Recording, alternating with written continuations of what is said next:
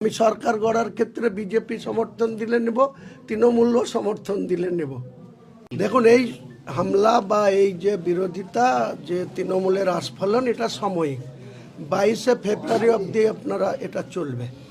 22শে ফেব্রুয়ারির পর তৃণমূল কোথায় ঘরে ঢুকবে সেটা দেখে নেবেন। তৃণমূলের জামানা শেষ হবে। তৃণমূলের 3 বারের মুখ্যমন্ত্রী তিনি গদিচ্যুত হবেন, এটা আমি দায়িত্ব নিয়ে বলছি, কনফিডেন্সলি বলছি। আপনারা শুধু অপেক্ষা করুন। কালীগঞ্জ আমরা জিতব, তৃণমূলকে হারাবো।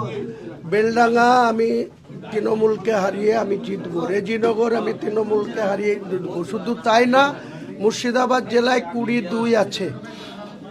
17তম বিধানসভার 2রা মে 2021 যেদিন রেজাল্ট হয়েছিল, সেদিন মুর্শিদাবাদে 20টা তৃণমূল পেয়েছিল, 2টো বিজেপি পেয়েছিল। কংগ্রেস শূন্য, সিপিএম শূন্য, আইএসএফ তো শূন্য আছেই, শুধু নওশাদ আছে ওখানে।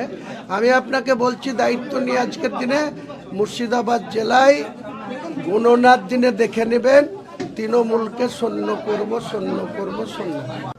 দেখুন, আমার 31শে জানুয়ারি পর্যন্ত দরজা ওপেন আছে। সিপিএমের জন্য ওপেন আছে, কংগ্রেসের জন্য ওপেন আছে, আইএসএফের জন্য ওপেন আছে, 3টে দলের জন্য ওপেন আছে।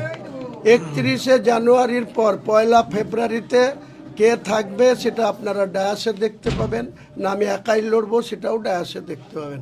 আমি 31শে জানুয়ারি পর্যন্ত তৃণমূলকে হারানোর জন্য আর বিজেপিকে ক্ষমতায় বসতে না দেওয়ার জন্য আমার রাজনৈতিক দল, সেই মিশনে যদি কেউ আসে ওয়েলকাম, না আসলে আমি হুমায়ুন কবির একাই জনতা উন্নয়ন পার্টির পক্ষ থেকে 182টা আসনে প্রার্থী দেবো একাই, এবং আমি 100 আসনের বেশি আসন জিতে আগামী দিনে বাংলার রাজনীতিতে মিরাকেল করে দেখাবো। মুখ্যমন্ত্রীর মুখ আমিই হব।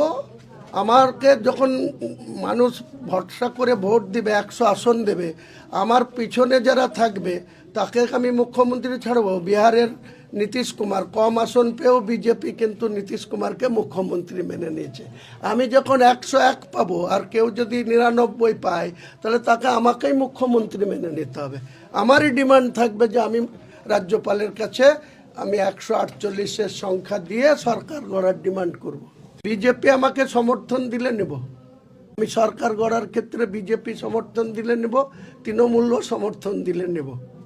ব্যানার্জি তার পিসিকে ব্যবহার করে ওই অভিষেক ব্যানার্জিকে আগে বলুন যে ওর পিসিকে